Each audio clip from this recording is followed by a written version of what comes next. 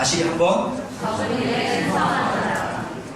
예, 사실 제가 이 주제에 대한 말씀은 제가 한 3, 4주 전에 금요일회 때 기도하다가 하나님이 주셨어요. 그래서 저는 그때 이제 받았을 때 이게 마지막 주일 예배로 좀 이렇게 하면 좋겠다. 마태복음 25장은 보통 제가 달란트 비유 몇 번 설교를 했지만 이 말씀은 연말에 마무리할 때 결산에 관련된 거니까 이렇게 해야겠다라는 마음을 받고, 그 다음에 하나님께서 주신 말씀들이 있어서 이제 받아 적고, 그러다가 또 제가 이제 아침 기도를 하다가 하나님께서 또 어떤 감동을 주냐면 이게 첫 주일 설교가 됐으면 좋겠다라는 그런 감동을 받았어요. 그래서 제가 하나님 주신 마음을 좀 가지고 오늘 좀 나누려고 합니다.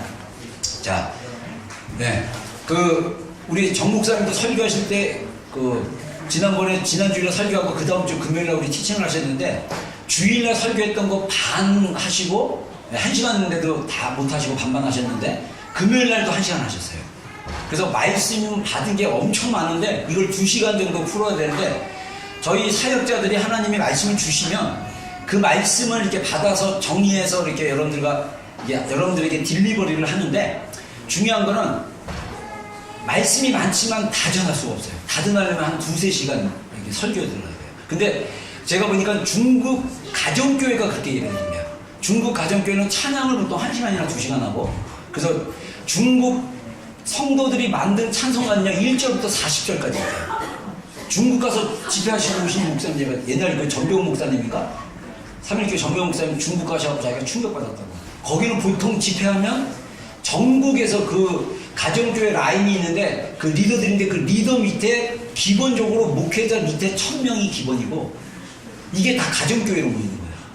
그리고 이렇게 한국에서 목사님 오셨다 집회한다 그러면 보통 일주일 집회, 그리고 설교를 창세기부터 요한계시록까지 다 설명해 주기로 해요. 그래서 목사님들은 보통 설교를 3-4시간 하셔야 돼요. 재료가 없으면 거기서 집회하기가 힘든 거예요. 이게 문화가 다른 거예요. 지금 우리 문화는 어떻습니까? 30분 설교. 이거 맞추기 굉장히 힘들어요. 근데 우리 교회는 감사하게도 일반 교회 문화가 아니라 우리 교회의 문화, 30분 찬양, 중간에 기도하고, 그 다음에 설교 한 시간 하고, 또 감동하면 또 제가 이제 한 2-3주 정도 하나님 주신 마음이 뭐냐면, 여러분들이 금요일에 잘 안 나오셔가지고 주일날 좀 기도 훈련을 좀 시켰으면 좋겠다. 그래서 설교 끝나고 반드시 좀 기도를 좀 한 10분이라도 좀 했으면 좋겠다, 이런 마음의 감동을 받았습니다. 그래서 오늘도 좀 기도 한 시간 가졌으면 좋겠습니다. 우리 하나님 말씀 보겠습니다. 네, 자, 우리 19절부터 한번 23절까지 한번 5절 말씀인데 한번 읽어보겠습니다. 시작. 오랜 후에 그 종들의 주인이 돌아와 그들과 결산할세, 5달란트 받았던 자는 5달란트를 더 가지고 와서 이르되, 주인이여 내게 5달란트를 주셨는데 보소서 내가 또 5달란트를 남겼나이다. 그 주인이 이르되, 잘하였도다 착하고 충성된 종아, 내가 적은 일에 충성하였음에 내가 많은 것을 내게 맡기리니 내 주인의 즐거움에 참여할지어다 하고, 2달란트 받았던 자도 와서 이르되, 주인이여 내게 2달란트를 주셨는데 보소서 내가 또 2달란트를 남겼나이다.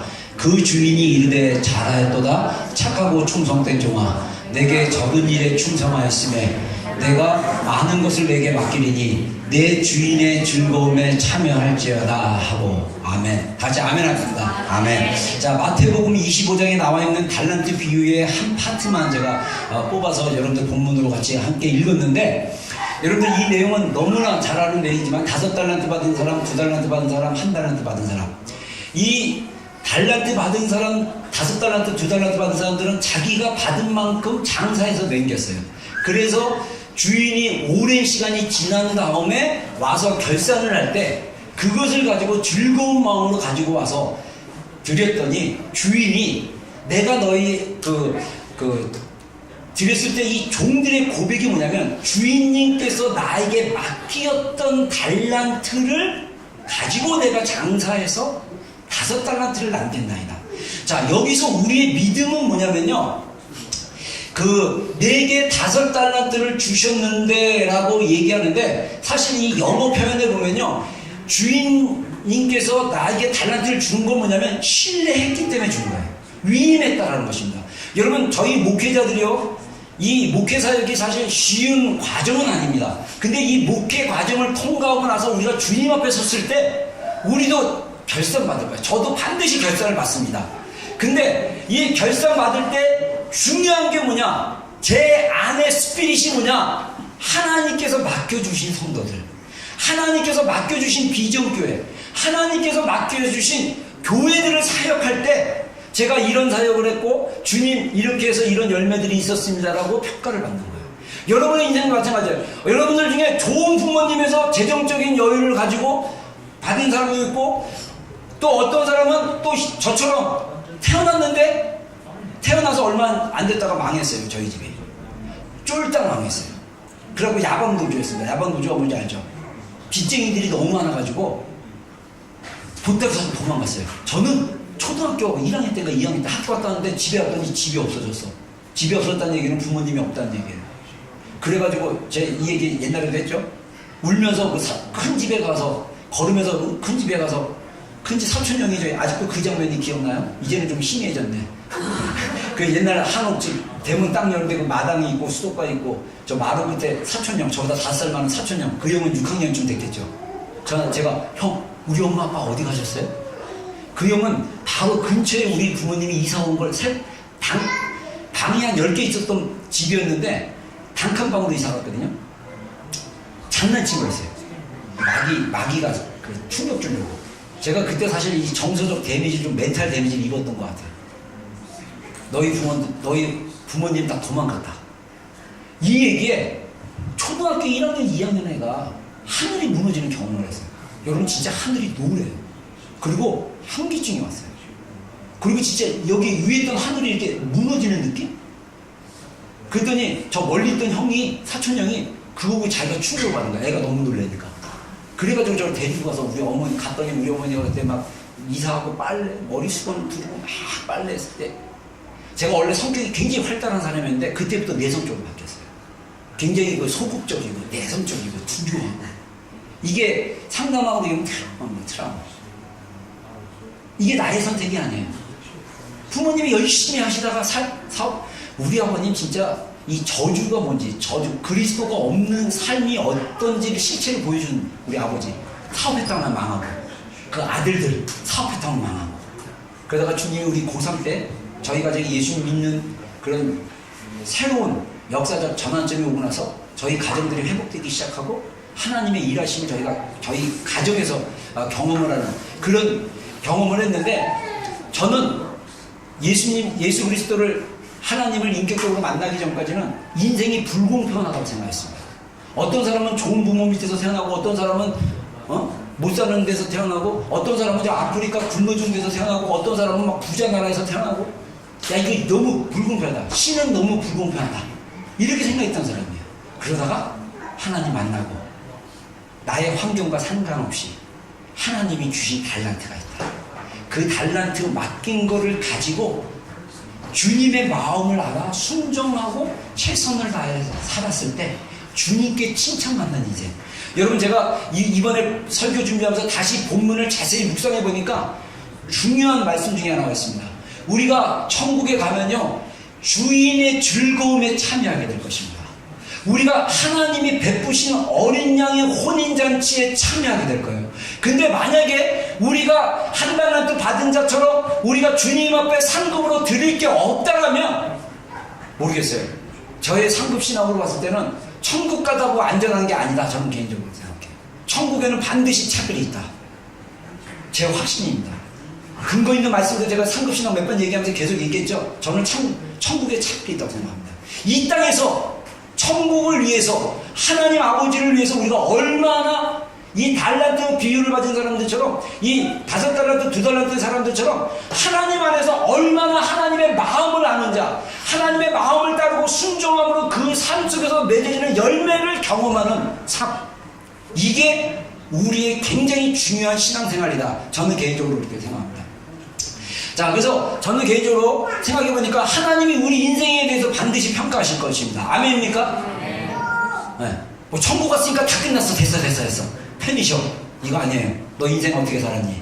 요한계시록 보면요 백보자 심판이 있고요, 하나님의 또 다른 심판대가 있어요. 그건 뭐냐? 우리 믿는 자들이 하나님 앞에 어떻게 살았는지 하나님이 우리의 삶을, 인생을 평가하실 거예요.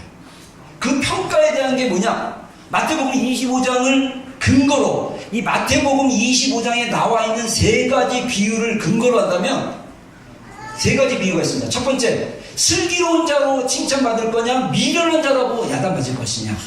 자, 마태복음 25장 그 3절 한번 읽어보겠습니다. 시작. 미련한 자들은 등을 가지되 기름을 가지지 아니하고 슬기로운 자들은 그릇에 기름을 담아 등과 함께 가져갔더니.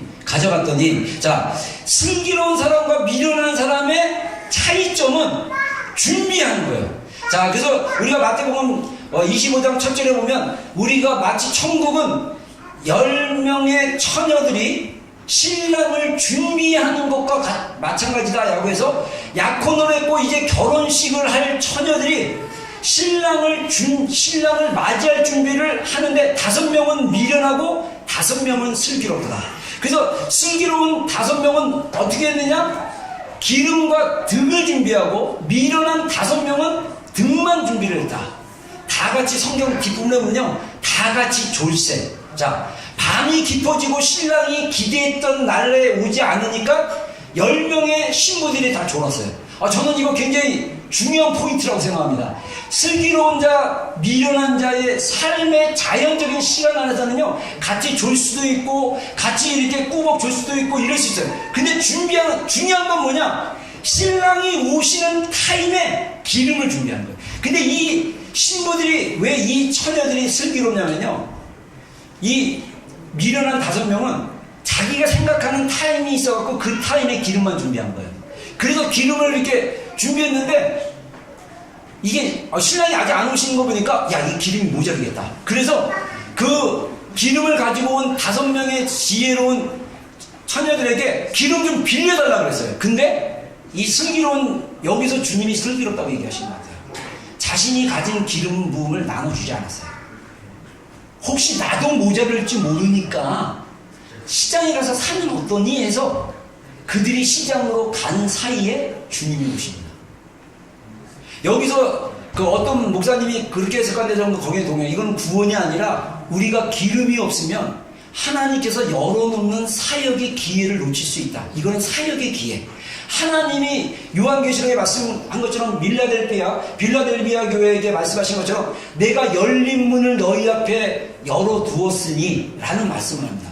하나님이 우리에게 열린 문을, 하나님이 열린 문이라는 건 기회예요. 하나님이 우리에게 기회의 시간을 주고 기회의 찬스를 줬는데 우리가 기름이 없으면 그걸 놓칠 수 있다는 것입니다. 놓치다 그러다가 주님 오시는 타임에 맞이 못하고 할 수 있다는 거예요. 여러분, 우리의 인생은요, 긴장하는 삶을 살아야 돼요. 그래서 예수님이 누가복음에 뭐라고 그럽니까?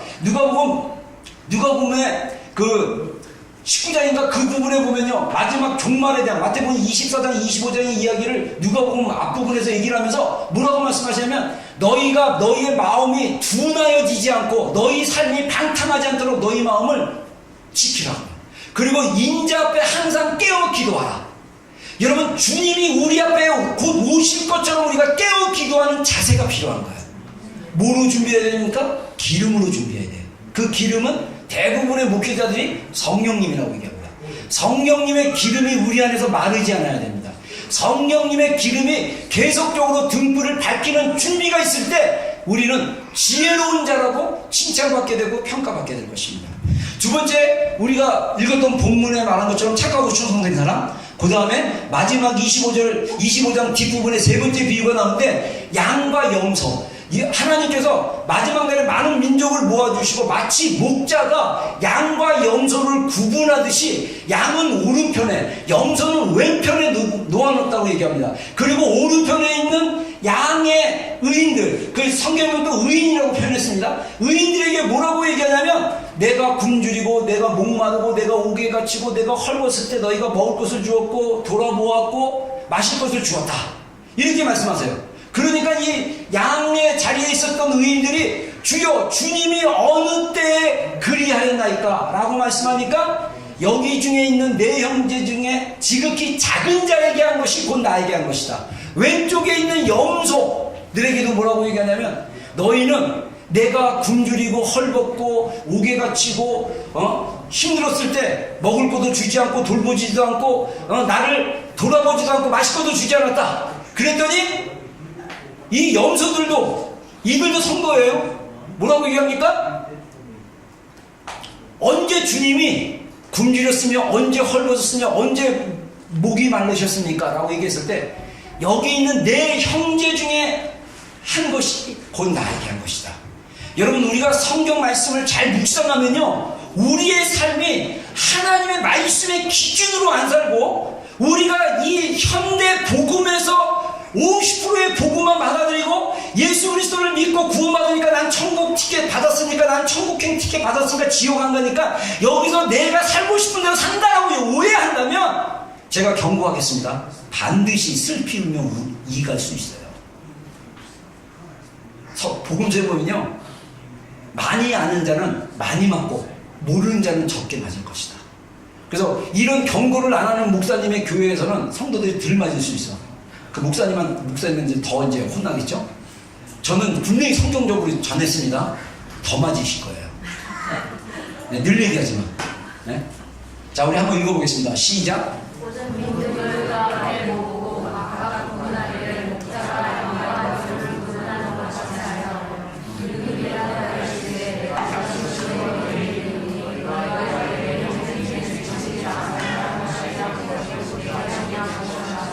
네. 자, 여기 빨간 그 그룹 슬기로운 자, 착하고 충성된 자, 양과 의인의 자리에 있기를 주의 이름으로 축원합니다. 자, 그래서 우리가 착하고 충성된 자라고 주님이 칭찬하셨는데, 그러려면 어떻게 되냐? 마음이 중요해요. 마음. 여러분, 제가 복음을 경험하고 하나님과의 그 친밀함과 하나님과의 교제 안에 들어가니까 우리의 마음의 중심이 굉장히 중요합니다. 이 마음의 중심은 어떻게 보면 우리의 영일 수 있어요. 우리의 양심일 수 있어요. 우리의 마음의 중심이 주님의 마음으로 가야 되는데, 이 마음이 어떤 마음이 되냐? 착하고 충성된 마음이 되는 거예요. 자, 이게 지금 9절만 나왔는데 이게 좀 더 PPT가 잠깐만요.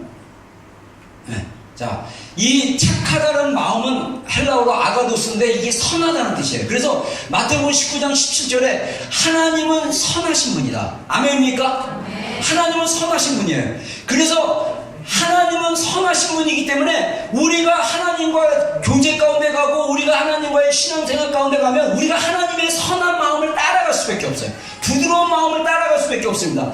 여러분, 제가 나중에 한번 기회가 되면 이 말씀 보면서 제가 이 본문은 한번 내가 날 잡아서 한번 설교를 좀 해야겠다.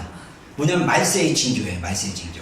디모데후서 3장 1절부터 어떤 말씀이 나오냐면, 말세에는 이러한 징조가 나타나리니 자기를 사랑하고 돈을 사랑함이 하나님보다 더 사랑하고, 근데 그 사랑 가운데 뭐가 나냐면 이 선한 것을 좋아하지 아니하며, 이 선한 게 아가도스예요. 아가도스. 하나님의 선한 것을 좋아하지 않는 게 뭐냐? 말세의 징조예요. 사도 바울이 목회자였던 디모데에게 뭐라고 편지를 썼냐면, 말세에 이러한 징조가 나타날 것이다. 18가지 얘기합니다. 여러분, 사도 바울의 서신서를 우리가 하나님의 말씀인 성경에 같이 넣는 이유가 뭐냐면, 사도 바울이 성령을 통해서 감동받은 것을 영적인 제자이며 아들이었던 디모데에게 편지를 써서 보낸 거예요. 그래서 성도들에게, 네가 목회하는 성도들에게 이것을 가르쳐라. 말세에는 18가지의 징조가 나타날 것이다. 자기를 사랑하게 될 것이다. 돈을 사랑하는데, 세상을 사랑하는데 하나님보다 더 사랑할 것이다. 악독할 것이다. 음란할 것이다. 뭐 이러면서 18가지 우리 마음의 삶, 그래서 마음에서 나오는 삶의 행위들이 다 나와요.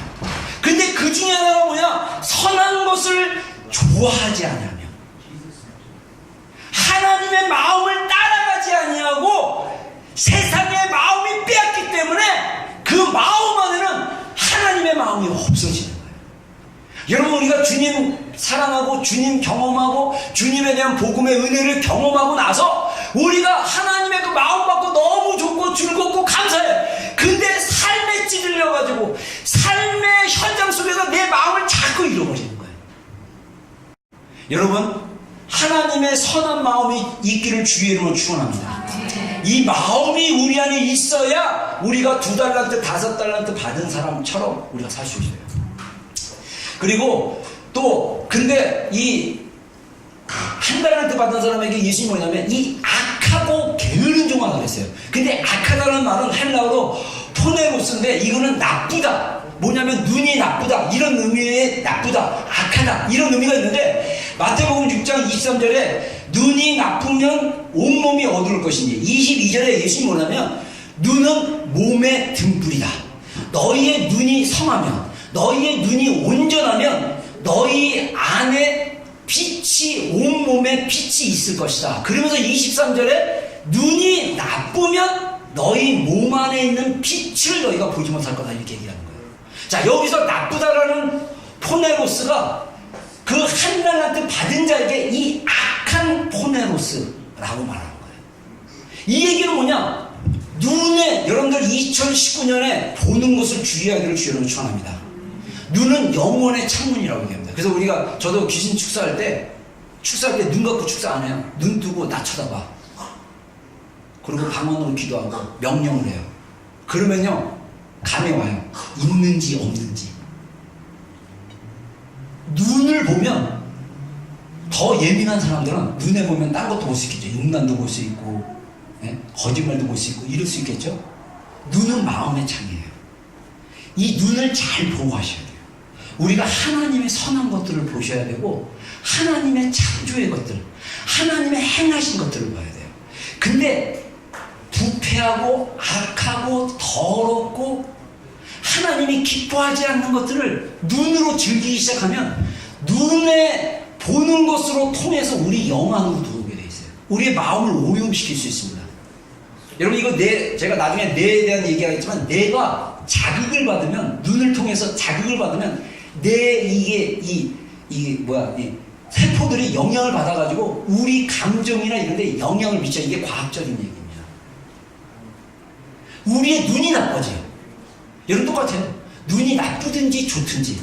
여러분 이 말은 뭐냐? 선하다라는 건 뭐냐? 하나님의 마음을 찾는 거고 하나님의 마음을 구하는 거고 하나님의 마음의 실제가 내 안에 있으면 우리의 눈이 선한 것을 보겠습니까? 악한 것을 보겠습니까? 욥기서에 보면요 욥이 친구들에게 자기가 의롭다라는 것을 뭐라고 얘기하냐면요 내가 처녀들을 쳐다보지도 않았다 이렇게 얘기해요. 내가 음란한데 눈을 두지도 않았다. 자기의 의로움을 나타내기 위해서 그런 얘기를 합니다. 여러분 오늘날 포르노나 이 미디어를 통해서 우리의 눈을 죄짓게 하는 이 마귀의 그 영향력. 여러분 제가 나중에 이제 영적 전쟁에 대해서 하늘의 처소 부분을 얘기하겠지만 우리 문화 앞에 이 영의 영역들이 열려가지고 그 문화 안으로 이 사단의 문화들이 들어오기 시작하면서 우리의 눈으로 타락하게 만들고 우리의 귀로 타락하게 만들어서 하나님 두기를 싫어하는 마음을 계속 넣어준 거예요. 그러면 예전에 하나님을 사랑했던 사람인데 예전에 예수님을 따라갔던 자들에게 돌이키기 시작하는 거예요. 여러분 우리의 눈에 주목하는 거 굉장히 중요합니다. 자, 그 다음에 피스토스, 이거는 충성되다는 것입니다. 이 피스토스는요 믿을 수 있는 충실하는 의미인데 이 히브리서 11장 1절에 믿음은 바라는 것을 실상에 보지 못한 것의 증거다 했을 때 그 믿음, 그리고 12장 2절에 우리 한번 읽어보겠습니다. 시작. 믿음의 주요 또 온전케 하신 이인 예수를 바라보자. 자, 여기서 재미있는 사실은 충성과 믿음이 같은 언어라는 거예요. 피스토스. 충성하다는 건 뭐냐면 믿음이 있다는 거예요. 믿음이 있으면 충성하게 돼요. 내가 충성하지 못한 이유는 뭐냐면 믿음이 없기 때문입니다. 여러분 우리 신앙생활에서 믿음이 굉장히 중요해요. 이 믿음은 뭡니까? 신념입니다. 신념. 이 영어 다른 단어는 신념이에요. 그 사람을 움직이게 하는 그 어떤 거, 다른 표현으로 하면 스피릿입니다. 스피릿. 그 사람의 정신 상태. 저희가 군대 갔을 때 맨 처음에 군사 기초교육 받으면요 사회생활을 오잖아요. 이 한국의 용어로 보면 제가 농산을 처음 소집돼가지고 갔을 때 장정이라고 부릅니다. 3일 동안 기본적인 이 옷도 갈아입고 머리도 깎고, 저는 미리 깎았나? 미리 깎고 그 다음에 군복 다 받고 그 다음에 아직 그냥 장정, 서울 장정, 저 서울 출신인데 서울 장정, 그래갖고 서울 장정원에서 번호 붙여줘가지고 3일 동안 기초 군사 교육 한 다음에 입소식을 해요. 입소식은 뭐냐? 훈련소에 정식 입소하는 거. 그리고 군인처럼 딱 들어가고 훈련소로 이동을 하면 훈련소에서 정식으로 훈련병으로 훈련을 받습니다. 그리고 나서 훈련소에 나갔을 때 짝대기 하나 딱 받고 군인으로 부름받는 거예요. 훈련 받다가 탈락되면 군인이 아니었던 거예요. 훈련 받다가 끝나는 겁니다. 근데 여기서 우리가 제가 군대 생활하고 그 다음에 군대 생활했을 때 제 안에 어떤 신념이 있었냐면, 믿음이 있었냐면, 나는 조국의 부름을 받았다. 억지로 끌려온 게 아니에요. 36개월짜리 군 복무를 했지만 많은 친구들이 재소서서 끌려오고, 이 대한민국의 남자로 태어나서 끌려가고, 저 그러지 않았어요. 나는 대한민국의 부름을 받고 왔다. 조국의 부름을 받아서 국방의 의무를 충실히 하기 위해서 왔다. 그래서 이 군대 생활이 어떻겠습니까? 성실하게 하죠. 예, 요령 안 피우려고 그러고, FM대로, 필드 매뉴얼, 교전에 나온 것처럼, 원칙대로. 제가 군대에 너무 잘 맞았어요. 저는 원칙주의자이기 때문에. 군대에서 있었으면, 모르겠어요. 계급이 언제까지 올라갈지 모르지만, 전 군대가 체질이었어요. 그냥 그 스피릿, 군대 왔다. 군인으로 부름받았다. 우리가 거듭났으면 하나님의 그리스도의 좋은 군사군요? 이 스피릿이 없어, 우리 안에. 그냥 자기식으로 생각하는 거야. 자기식으로 난 좋으니까 누리기만 아니에요. 우리가 주님을 위해서 희생하고 그 군사로 부르는 이 대장 대신 예수 그리스도께 우리가 순종하면서 자기의 생활에 얽매이지 않고 순종하고, 이게 다 어디서 나타나냐? 스피릿, 믿음, 신념. 제가 고등학교 때부터 지켜왔던 신념 하나 소개하겠습니다. 제가 고등학교 때부터 지금까지 중간에 물론 몇 번 제가 그걸 안 했는데, 뭐냐면 머리를 감을 때 비누로 머리 감는 거예요. 고등학교 때 우리 그때 선생님 그러더라고. 샴푸가 이게 저희가 물을 엄청 오염시킨대요. 그래서 너희들 머리로 비누로 머리 비누로 머리 감아라, 이렇게 얘기해서 저는 그게 저한테 꽂혔어요. 내가 대한민국의 물을 정화시키려. 적어도 내가 쓰는 물만큼은 내가 오염시키지 않으더라고.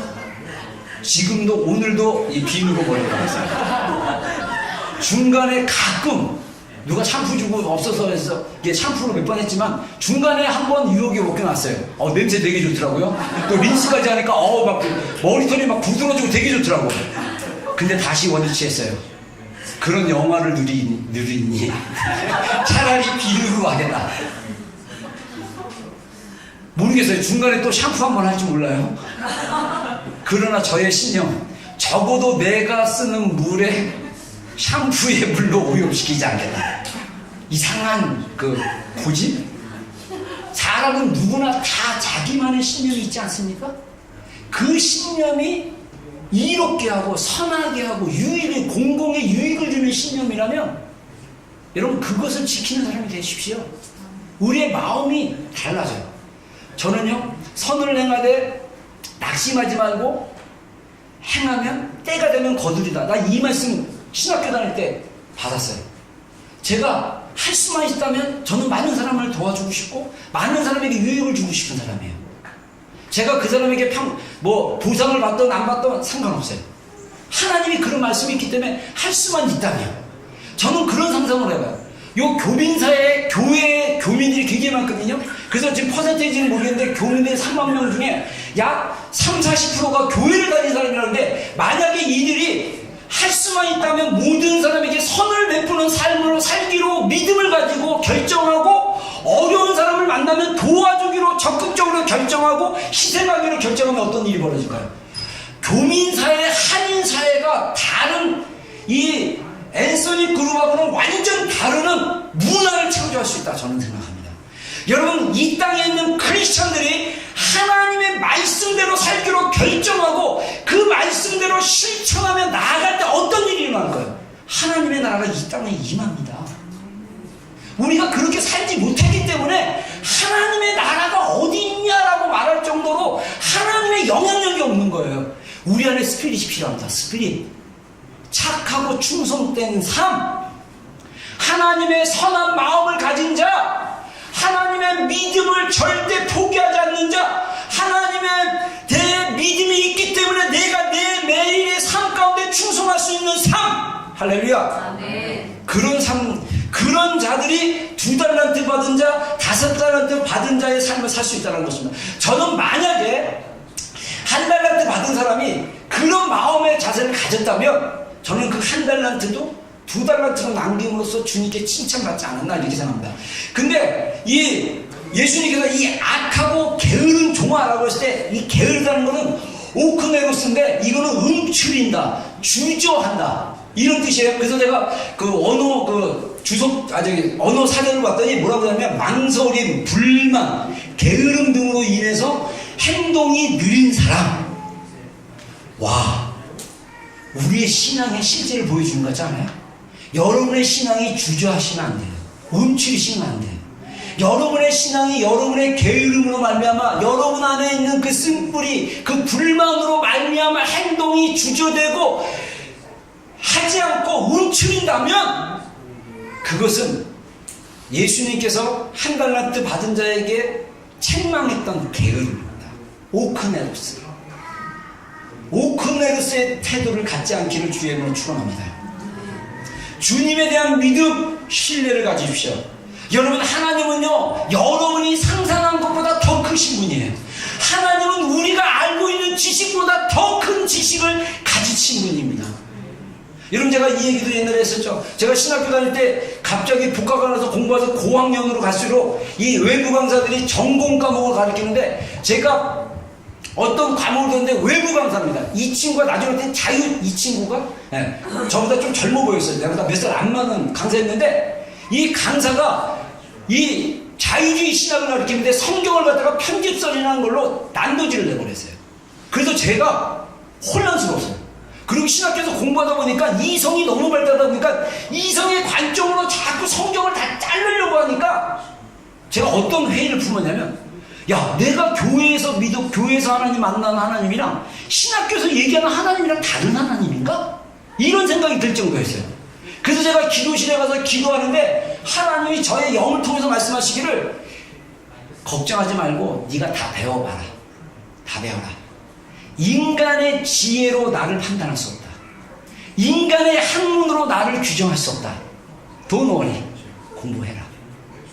제가 그 다음부터요, 그리고 나서 제가 하나님이 기가 막힌 명언을 딱 깨닫게 해주셨어요. 여러분, 데카르트라는 유명한 철학자 있습니다.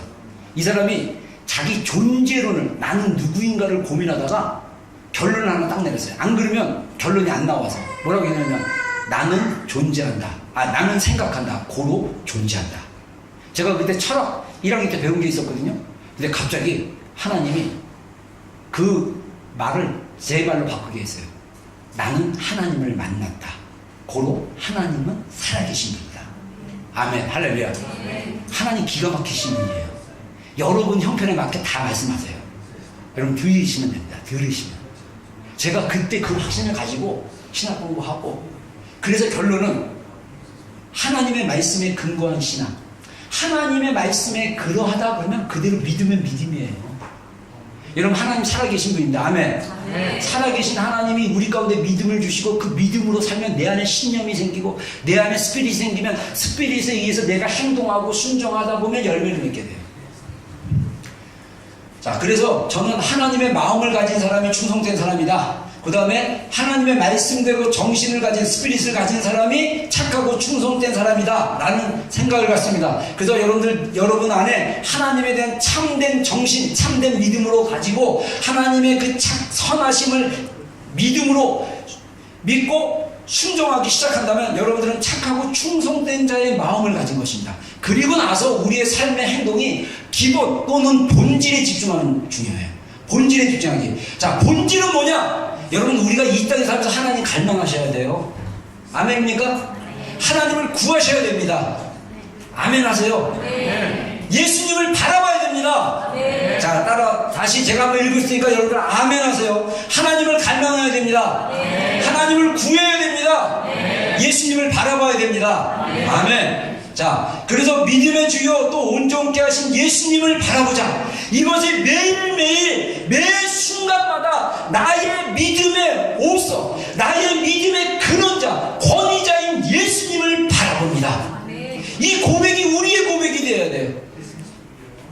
자, 그래서 이 시편 42편의 다윗의 고백입니다. 한번 읽어보겠습니다. 시작.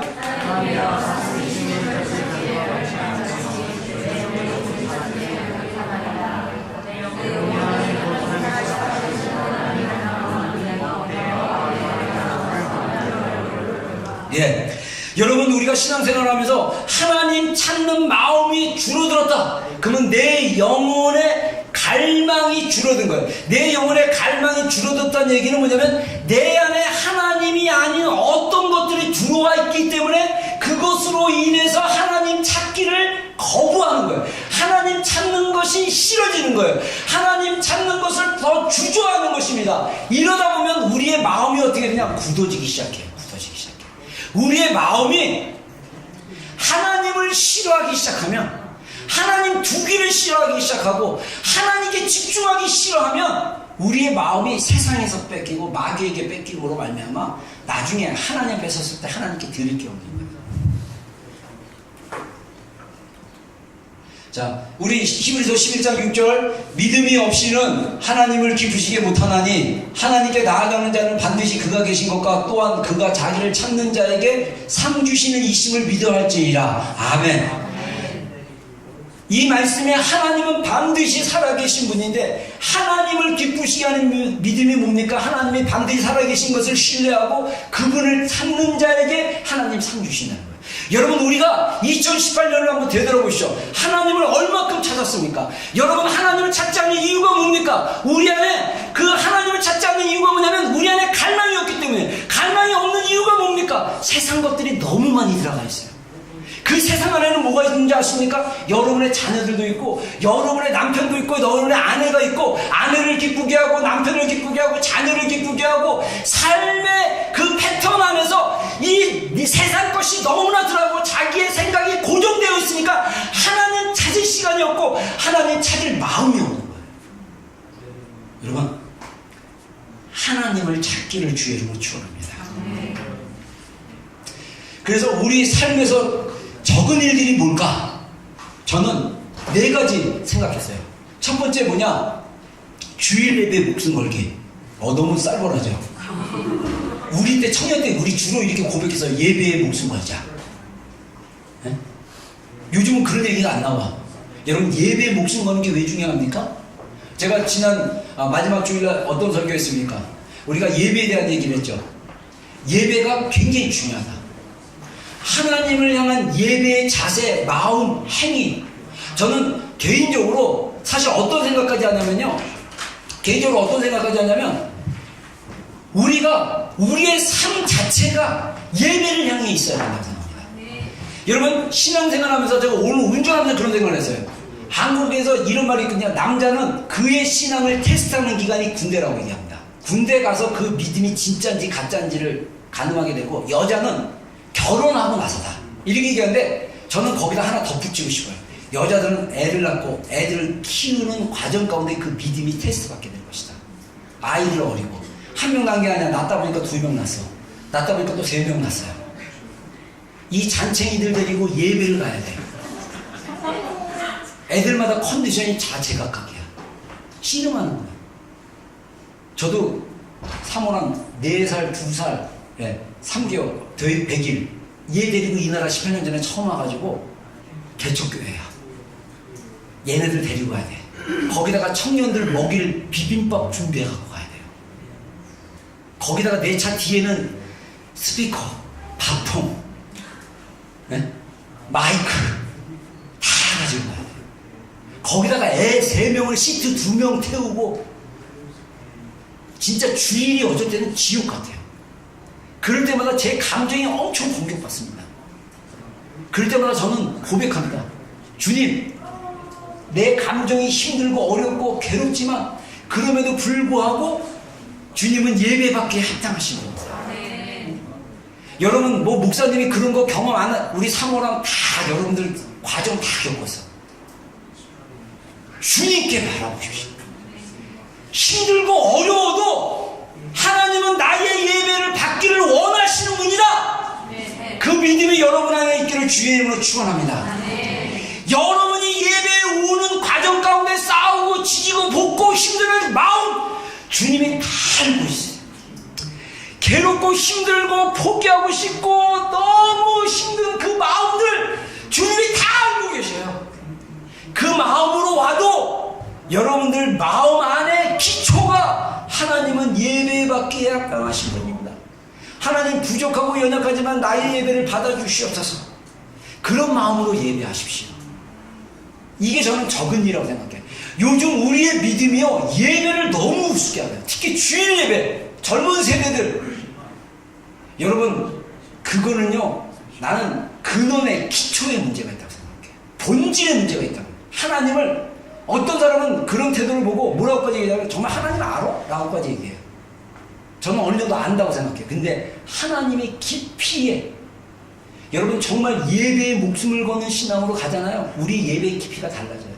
제가 고등학교 3학년 때 하나님을 인격적으로 만나고 나서 제가 아직도 생각나요. 주일날 9시에 학생부 예배 드리고요 11시에 또 어른 예배 드리는데 제가 어른 예배 드려서 목사님 설교 막 하실 때 맨 뒤에 앉아가지고요 마지막에 설교 딱 하고 이제 찬양 끝나면 폐송 해가지고 성가대가 마지막 폐양 뭐 비둘기 같이 뭐 온유한 이 찬양 쫙 부르면요 예수님 저기 목사님께서 축도해 주시고 딱 그러면 비둘기 같이 온유한 그 폐송 딱 나오면요 그 짧은 2분의 시간 가운데 제가 하나님께 막 기도를 해요. 하나님 오늘 받은 말씀 가지고 제가 이 말씀 가지고 열심히 살겠습니다. 하나님 저에게 힘을 주시고 능력을 주시고 막 그리고 처음에 예배 시작할 때 참회 기도합니다. 일주일 동안 죄진 거 회개하라고. 그러면 다 일주일 삶을 되돌아보니까 거지같이 살았어요. 또 실패한 인생, 또 바보같이 내 힘으로 살다가 또 좌절했구나. 그러면 또 참여할 때 하나님 회개합니다. 제 힘으로 살고 또 연약합니다. 주님 힘 주십시오. 말씀으로 도움받게 해주십시오. 또 말씀 받으면 주님 제가 이거를 지금 지나고 나니까 하나님 마음 그런 마음 주신 거예요. 여러분 예배에 대해서 이렇게 집중하기 시작하면 하나님이 우리 가운데 일하고 계십니다. 믿음이 성숙해지기 시작합니다. 자, 요한복음 4장 23절을 한번 읽어보겠습니다. 시작.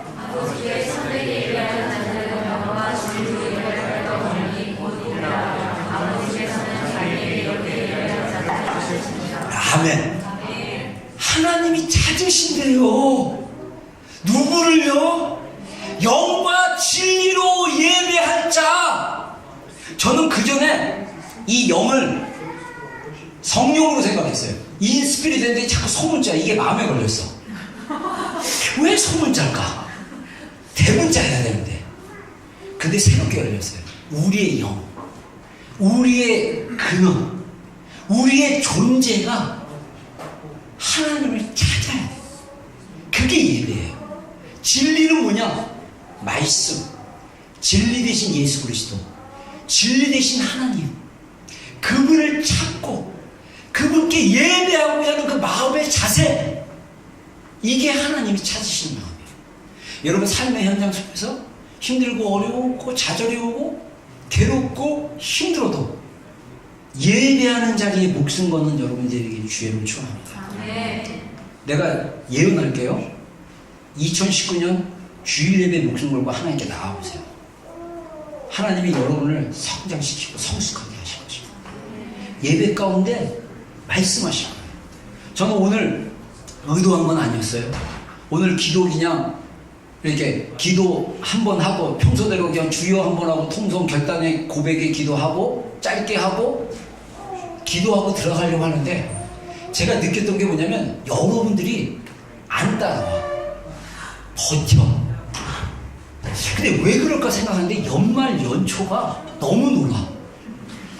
여러분들 일주일 삶 가운데 성경 읽고 기도하는 삶을 합니까? 안 하죠. 이 어게인스트가 너무 강했어요. 그래서 전 그냥 기도했어요. 그냥 구했어요. 근데 오늘 기도하는데 제 온몸에 전기가 왔어요. 온몸에 전기가 막 오면서 저도 육신으로 멈추고 싶어. 저 허리 다쳐가지고 서 있는 게 되게 힘든데 감수만 치유됐나? 사실 서서 촬영하기도 힘들고 거부정해갖고 내가 오늘 진통제 늦게 먹으려고 머리를 잘못 써가지고 4시간인데 일어나자마자 먹고 나오기 전에 먹으면 되는데 아무 생각 없이 고통을 계속 있다가 사모가 그래도 먹고 다음에 먹어야 돼서 약 지금 챙겨왔거든요. 그래서 한 2시간 전인가 3시간 전에 3시간 전에 먹었거든요. 근데 정말 허리도 아프고 막 그러는데 저는 빨리 이제 해야겠다 이런 마음을 가졌지만 하나님의 마음이 여러분이 너무 주님을 안 찾아. 제 느낌이에요. 그래서 하나님께 계속 구했어요. 계속. 여러분 저는 믿습니다. 우리가 영과 진리로 예배하면 하나님이 우리 예배 가운데 화답하신 분입니다. 하나님 반응하신 하나님입니다. 여러분 하나님이 예배 가운데 자정하시고 예배 가운데 임재하시고 예배 가운데 하나님이 하나님 되심을 나타내 보이실 것입니다. 그래서 예배를 통해서 우리가 그 하나님을 경험하게 되면 나는 드리는 예배를 통해서 우리의 믿음이 자라고 우리가 더 주님을 경험하고 우리가 더 주님께 나아가고 우리가 주님을 더 찾게 되고 그래서 주님의 영이 우리 안에 충만함으로 우리가 주님 한 분만으로 만족할 수 있는 한 주간을 살아낼 수 있는 그 은혜가 그 능력이 그 힘이 주님으로 도울 수 있어요. 아멘. 여러분 예배의 몫인 거는 이 적은 일 예배 와도 되고 힘드니까 안 와도 되고 하는 예배가 아니라 내가 이 하나님이 기뻐하는 예배를 드리는 예배자가 되야겠다. 하나님의 예배를 통해서 영광 받으시는 분이다라는 신념을 가지고 믿음으로 예배하기를 주의로 축원합니다. 두 번째, 매일 기도 시간 지키기. 자, 마태복음 6장 한번 읽어보겠습니다. 너는 기도할 때 내 골방에 들어가 문을 닫고 은밀한 중에 계신 내 아버지께 기도하라. 은밀한 중에 보시는 내 아버지께서 갚으시리라.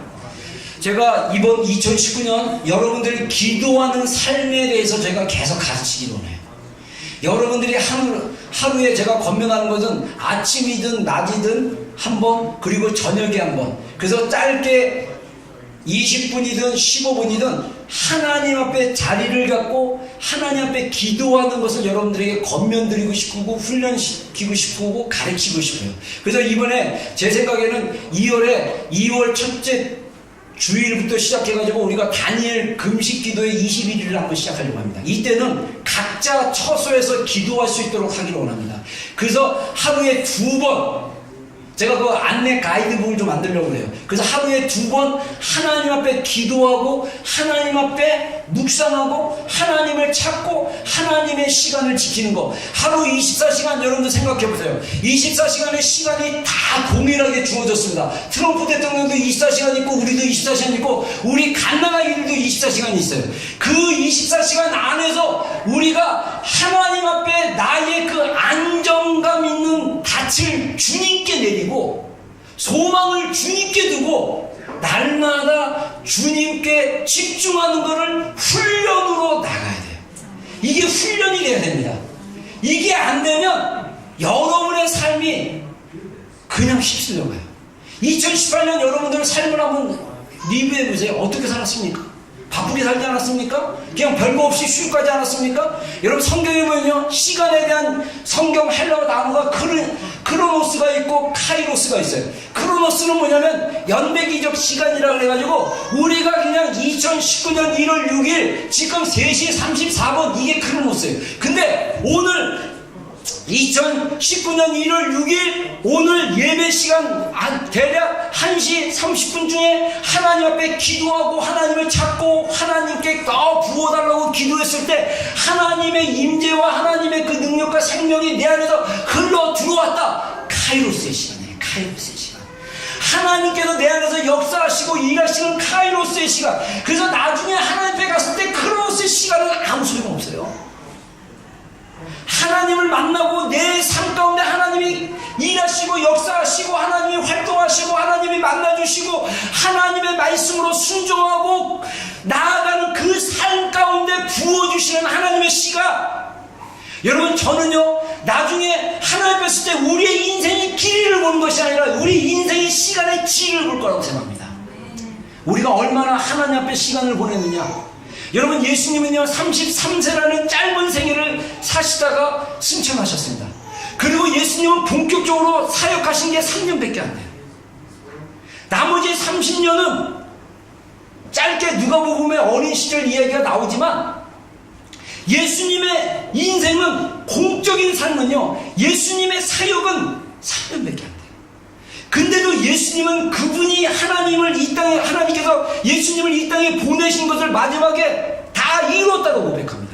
예수님의 7가지 십자가의 죽으심의 고백, 가상치론이라는데 거기서 마지막 고백이 뭐냐?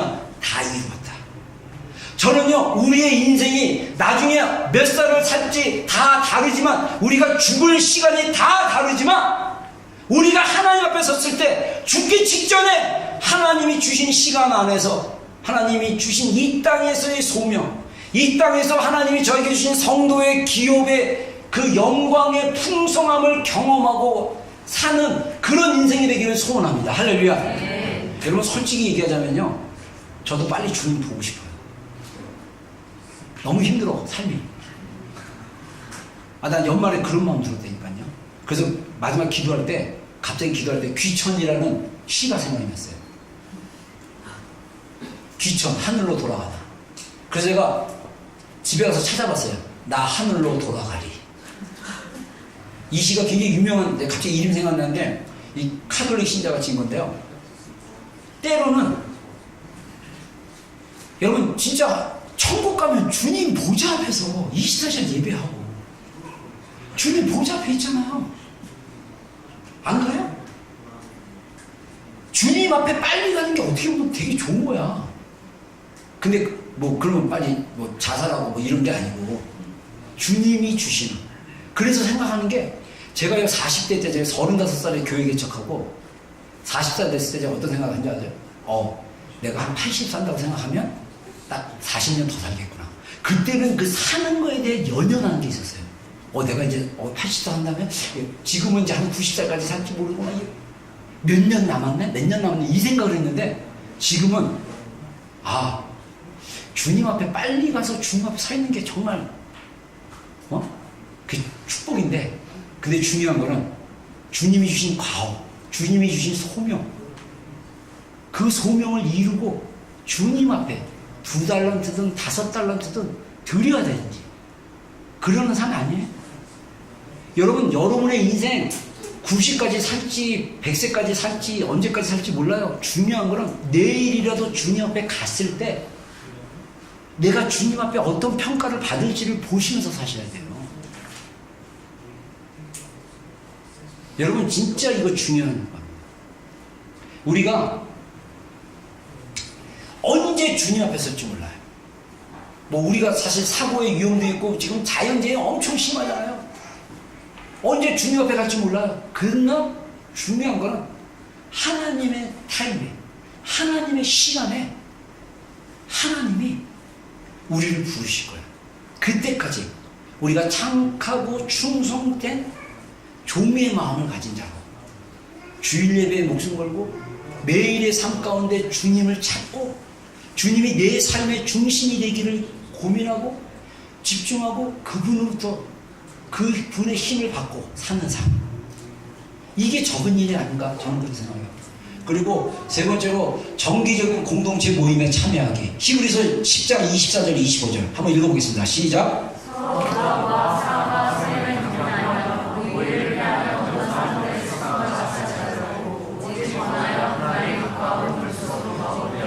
예, 이 히브리서는 사도 바울 서신이라는 사람들 말도 있고, 어떤 사람들은 아마 사도 바울의 사역을 동역했던 바나바가 썼던 서신일 수도 있다, 이렇게 얘기하는데, 아무튼 히브리서 저자는 모르지만 이분이 목회했던 신앙생활했던 삶의 현장 속에 모이기를 귀찮아하는 성도들이 좀 있었습니다. 그래서 초대교회 성도들은요 매일 모였어요. 매일 모여서 저녁에 모여서 성만찬하고 예배하고. 근데 이 초대교회 성도들은요, 자기 사는 세대에, 시대에 주님이 오실 줄도 있다라고 믿었습니다. 왜냐하면 예수님께서 복음서에 말한 것처럼 이 세대가 다 지나가기 전에 인자가 오는 것을 너희가 보리라고 그랬는데, 이 세대가 지금 2000년이 지났지만, 중요한 거는 우리가 예수님이 말한 컨셉, 말한 예수님의 의도를 생각해야 돼요. 우리가 살고 있는 동안 예수님이 오실 수도 있다. 그래서 우리의 삶이 영적으로 긴장하고 예수님께 집중하고 예수님께 초점을 맞추고 예수님께 더 집중하는 삶, 세상의 즐거움과 세상의 걱정과 세상의 염려와 세상의 안락함에 젖어서 나는 천국 갈 거니까 괜찮아하는 삶이 아니라 깨어서 기도하고, 그러려면 우리가 공동체가 필요해요. 여러분, 제가 안타깝게도 박모 선교사가 최근에 막 왕습을 통해서 막 풀어놓는 게 엄청 지금 쌀벌한 걸 얘기하고 있어요. 결론은 뭐냐? 개인 신앙이다. 교회 다 타락했다. 다 배도했다. 이런 식으로 얘기해요. 여러분, 마지막 때, 저도 이 마지막 때가 계속 하나님이 온전하게 열어주신데, 제가 원래 역사적 전천년이라고 제가 이 얘기에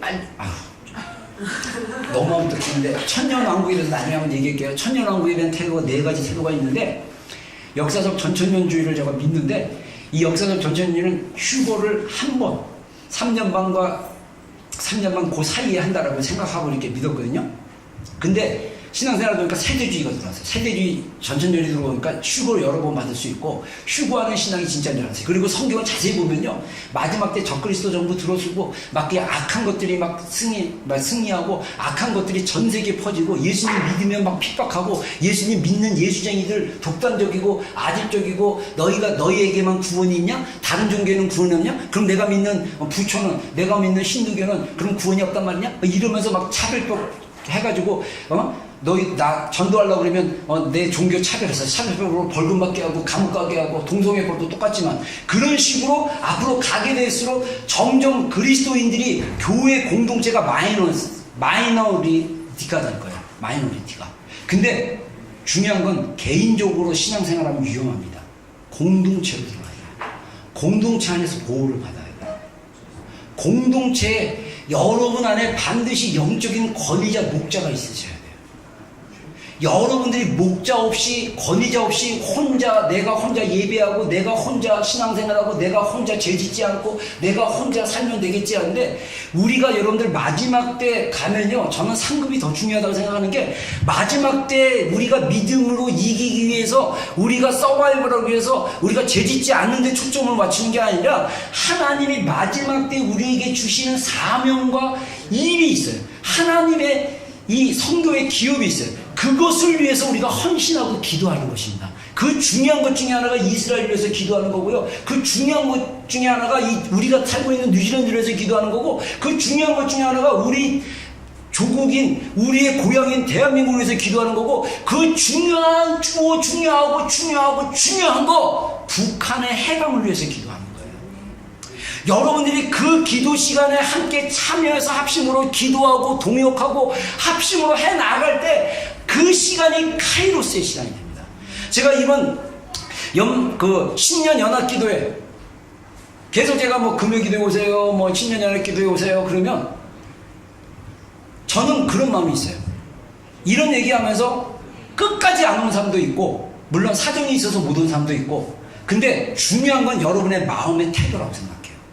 여러분들이 착하고 선한 마음을 가지고, 가야 되는데 일이 있어서 못 가고, 가야 되는데 이런다, 이러면 하나님 아셔요. 저는 판단하지 않아요.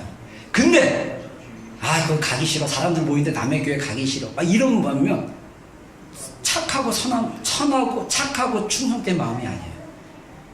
여러분, 교회들이 연합해서 기도하는 거 너무 중요해요. 그 자리에 가서 카이로스의 시간, 제가 그 생각해봤어요. 여러분들 신년 연합 기도할 때 안 온 사람들 그 시간에 여러분들 뭐 했어요? 7시부터 9시까지 드라마 보고 막 이랬다. 그 마음이 굳어지는 거예요. 저는 우려하는 게, 우리 지체들이 말씀대로 안 살고 자기 편한 식대로 살면서 여러분의 마음이 굳어지는 것에 대한 두려움이 있어요. 여러분, 그렇게 살지 마세요. 공동체에 함께 참여하는 게 굉장히 중요합니다. 금요 기도에 참여하는 것도 굉장히 중요해요. 예배에 참여하는 거 굉장히 중요해요. 여러분들, 이 공동체가 하나가 돼서 한 스피릿으로 하나님 주신 사명과 비전과 흐름 가운데 들어가잖아요. 엄청 파워풀합니다. 여러분, 제가 광고 보면요, 베트남에서 박항서 감독이라고, 이분이 크리스찬이에요. 어떤 목사님, 제가 사실 한 2-3주 전에 어떤 목사님, 통합청 목사님이 저한테 카톡으로 그룹에서 받은 걸 줬는데, 내가 교회에다 올리려다가 타임 놓쳤는데, 박항석 감독이 베트남에게 엄청 영향을 주고 있었고, 축구팀 해가지고, 거기서 박항석 감독이요, 베트남 정부, 거기는 공산주의이기 때문에 이 기독교 탄압하거든요. 기독교 그렇게 막 환영하지 않는 거예요. 베트남이 캄보디아보다 더 엄격하대요, 기독교 복음에 대해서. 근데 박항서 감독 때문에 베트남이, 박항서 감독이 집회를 열었는데 몇천 명 모이는 집회를 허락했대요. 거기서 1,000몇백 명이 예수님 영접했대요. 막 그런 사진들 막 이런 거 막 목사님들끼리 막 보내가지고 저하고 받아가지고 저한테 보내달라고 해서 내가 나중에 한번 우리 그룹 같은 데 올릴게요. 박항석 감독이 히든크 있을 때 코치로 있었고 머리 이렇게 벗기시고 외모도 별로고 네. 한국에서 주목받지 못한 크리스찬이었어요. 이 사람은 믿음의 사람이었어요. 베트남이라는 곳에 가서 감독으로 짧은 기간 있지만 이 베트남 국민의 전체를 하나 되게 만들었어요. 여러분 우리가 2002년 저는 여기 있었지만 2002년 한국에서 막 월드컵 할 때 얼마나 꿈은 이루어진다 난리 부스를 쳤잖아요. 한 축구 경기 하나에 전 국민이 하나 되듯이 우리 비전교회가 예수 그리스도로 하나 돼야 됩니다. 여러분 교회가 하나의 스피릿과 하나의 비전으로 나가면 우리 교회가 사이즈는 이 정도라 할지라도 하나님이 우리를 통해서 하나님의 일을 행하실 거예요. 근데 우리가 편한 마음에 그냥 이렇게 하면요 저는 여러분들 판단하기 싫어요. 저는 여러분들 판단하지 않습니다. 왜? 저는 하나님이 여러분을 판단하실 거고 하나님이 여러분과 함께 결산하실 거예요. 적어도 이제 우리의 믿음이 공동체가 함께 가는 믿음으로 가야 됩니다. 저는 계속 건면할 거예요. 여러분이 반응하시면 돼요. 여러분이 하나님 앞에 반응하십시오. 하나님 앞에 사정이 있고 하나님 앞에 마음은 있지만 형편이 안 돼서 못한다. That's okay. 그러나 여러분이 이렇게 강조를 해도 한 귀로 듣고 한 귀로 흐르고 그냥 별 의도 없이 별 생각 없이 그냥 목사님 또 그러네 뭐 이러고 한다. 그러면 여러분들 마음이 굳어졌는지 아닌지를 한번 보세요. 진짜요. 여러분 하나님이 그 목사를 통해서 부어주시려는 그런 것들을 여러분들이 배로 받으셔야 돼요. 아멘. 여러분 저를 통해서 이 비전교회 목사를 세워가지고 여러분들에게 부어주기로 결정하시고 부어주기로 하시는 것들을 여러분들이 받으시고 더 빼받아서 저보다 더 탁월하고 저보다 더 깊게 주님을 경험하기를 주의로 축원합니다. 여러분 그런 공동체가 돼야 돼요. 공동체 모임에 참여하는 거 굉장히 중요합니다. 나 하나쯤이면 뭐 사정이 있으면 빠지셔도 돼요. 그리고 빠진 거 판단 안 해요. 근데 여러분 개개인이 하나님 앞에 내가 힘들고 내가 귀찮고 내가 내가 좀 저지만 내가 그래도 우리 교회 모임을 위해서 같이 참여해야지. 여러분 우리 공동체가 함께 기도하고 함께 뭐를 하면 을상스라는 부지가 있는데 이게 하나님 주시는 마음으로 하나 되면요 거기에 강력한 하나님의 일하심이 있어요. 근데 각자 개인이 혼자 알아서 그냥 편하게 제가 한국에 가가지고요 제가 지금 그 교회 내 이름 까먹었는데 지금 일사적으로 옮겼는데 그 교회 주일 예배 갔다가 제가 충격받았어요. 1시간 찬양합니다. 근데 지금 우리 교회에 있는 주일학 교회들보다 더 많아. 그 교회가 한 150명 되는 교회인데 상가 건물 빌려가지고 3층과 4층은 숙소 교육관 그리고 3층은 예배당인데 이거 우리 예배당 한 2배 정도 돼요. 예배를 1시간 동안 뛰어다녀요. 설교 1시간 반 강도 30분 예배 끝나니까 3시간이야. 제가 사실 그 예배 드리고 오전 예배 드리고 오후에 볼일이 있었고 저기 광역버스를 타고 저 용인 쪽으로 가야 되는데 그 목사님이랑 저랑 아는 목사님이라서 인사하고 목사님 식사하고 가시죠. 제가 미안합니다. 예배가 이렇게 늦게 끝날 줄 몰랐다고. 근데 그 집엔요 애들을 1시간만 동안 설교 듣게 하더라고요. 초등학생들 철야를 하면 1시까지 철야하는데 애들 다 데리고 와서 철야해요. 저는 좀 충격받았어요. 지금 최근에 그 목사님, 그 정의호 목사님인데 필리핀을 22년 동안 단기 선교로 가신 분이에요. 신학교에서. 그 팀들이 모인 교회인데 거기도 좀 특수한 교회죠. 이번에 100몇 명, 어린이 포함해서 100몇 명이 필리핀 단기 선교 한다고 2주 합숙 훈련. 그분 얘기가 옛날에 우리 모임 가서 우리 그 네트워크 모임에서 그분이 뭐라 그러냐면 필리핀 선교를 할 때 사도행전에서 나오는 기적이 죽은 사람 살리는 거 빼놓고 다 일어났대요. 거기는 믿음이 있는 거예요. 우리는 애 때문에 안 돼. 그럼 그 믿음 살다가 저는 굳어지지 않기를 바라요. 진짜 여러분의 마음이 여러분 지금 아이들을 키우는 이 기간이 주님을 더 깊이 경험하는 시간이라는 걸 기억하십시오. 여러분 이들 가운데 이제 애들이 초등학교 들어가고 중학교 들어가잖아요. 여러분들 편할 거예요. 근데 이 기간에 주님을 더 힘들고 어려울 때 내 뜻대로 내 힘대로 내 생각대로 내 감정대로 한다는 것이 아니라 주님 앞에 굴복하고 순종하고 힘들지만 주님의 능력과 주님의 생명을 기대하고 아이들을 양육하면 아이들도 달라요. 만약에 여러분들이 인간적인 방법으로 내 힘대로 내 능력대로 하려고 그러면 계속 고난에 있을 수 있어요. 아이들 커도 소용없어요. 아이들 세상에 뺏길 수도 있어요. 여러분 진짜 긴장하십시오. 정말 힘들고 미치고 괴롭으니까 주님께로 가십시오. 주님으로부터 힘을 받으십시오. 주님으로부터 공급받으십시오. 맨날 비디오 보고 드라마 보고 그걸로 위로받고 그 프로그램 가지고 그걸로 위로받고 좋아하고 위로받지 말고 주님으로 위로받으세요. 여러분 그렇다고 제가 뭐 미디어 하지 말라 이런 얘기가 아닙니다. 거기에 마음을 뺏겨가지고 주님께로 집중하지 못한다면 여러분 기도하세요. 그리고 못 참석하면요 그 시간에 여러분들 기도하세요. 성경 읽고 예배하세요. 지금 교회 기도하고 있잖아요. 지금 연합으로 기도하고 있잖아. 여러분들 그 시간에 기도하시면 좋아요. 못 온다 그러면 애들 재워놓고 여러분들끼리 기도하고 성경 읽고 주님 찾고 그리고 이 나라와 민족을 위해서 기도하니까 또 중보기도 하고 그러시면 돼요. 야단치는 거 아닙니다.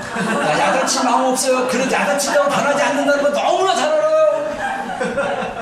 그냥 인간적인 마음에서 진짜 여러분을 사랑하는 마음에서 진짜 사랑합니다. 축복합니다. 주어진 일들에 최선을 다해라.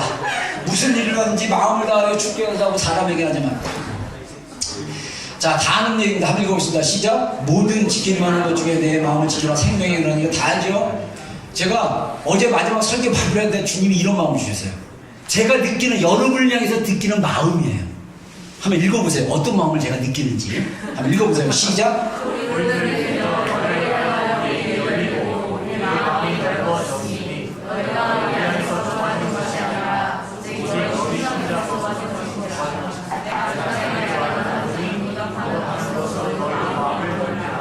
네, 제가 우리 지체들 보니까 지체들이 자기 의견이 굉장히 강하고 자기 생각이 강한 지체들이 많아요.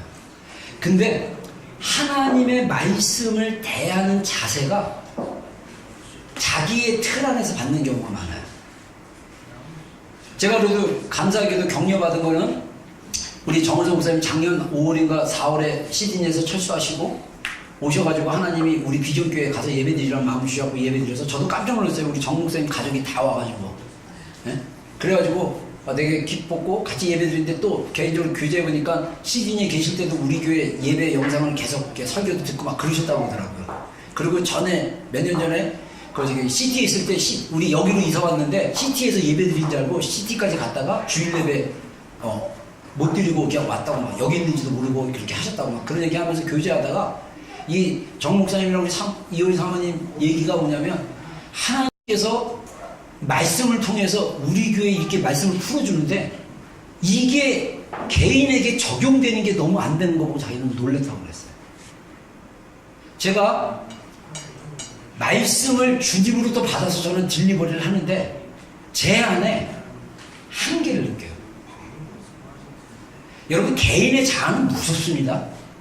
주님이 여러분의 자아를 억지로 꺾지 않으세요. 여러분이 자발적으로 헌신하셔야 돼요. 자발적으로 자아를 주셔야 돼요. 제가 알고 있는 주님은 여러분을 위협하지 않습니다. 제가 알고 있는 주님은 사랑으로 여러분들을 이끌어 가셔요. 여러분 주님을 향해서 마음을 열듯이 목사인 제 부족한 거 알아요. 제 말 거칠고 직선적이고 제가 말로 몇몇 지체들도 상처 주고 거친 거 알아요. 그러나 여러분들이 하나님이 세우신 목사님이라면 하나님이 목사님을 통해서 말하는 거, 권하는 거 여러분이 착하고 충성된 마음으로 들으면 목사가 잘못 시키고 개인의 사익을 위해서 시키면요 이거는 제가 나중에 하나님 앞에 혼날 일이에요. 여러분은 착하고 충성된 마음으로 순종하고 따랐다면 여러분 안에 열매가 있습니다. 여러분 마음을 넓히십시오. 제가 하는 말을 한 귀로 듣고 한 귀로 흘리지 마십시오. 만약에 여러분들이 그런 생활에 익숙해지면요, 여러분들 마음은 굳어집니다. 여러분들 여기 아주 뭐 대단히 능력이 막 나타나고 막 그냥 기도하면 자빠지고 막 기도하면 저쪽으로 날아가고 막 이런 사람 와야 듣습니까? 여러분 하나님 안에 착하고 충성된 마음, 하나님 안에 선한 마음, 제가 원하는 거는, 하나님이 저를 통해서 여러분들에게 원하는 거는 하나님의 그 마음 안에 들어가라는 거예요. 여러분이 생각하는 마음이 아니라 하나님의 그 마음 안에 들어가서 하나님의 마음을 만지는 것처럼 하나님의 마음이 우리 마음에 들어와서 느끼고 경험하고, 그래서 하나님을 붙잡고, 그래서 내 안에 하나님이 전부이십니다. 예, 그렇습니다. 주님이 나의 전부이십니다. 주님은 주님이십니다. 주님은 주님이십니다. 주님, 내 마음의 전부 되십니다. 그 주님을 경험하기를 주님으로 축원합니다. 여러분의 마음이 연약한 목사로 말미암아 좁아진 거라면 마음을 넓히십시오. 하나님에게로 마음을 넓히십시오. 사람이 아닌 하나님께로 향하십시오. 기도하겠습니다.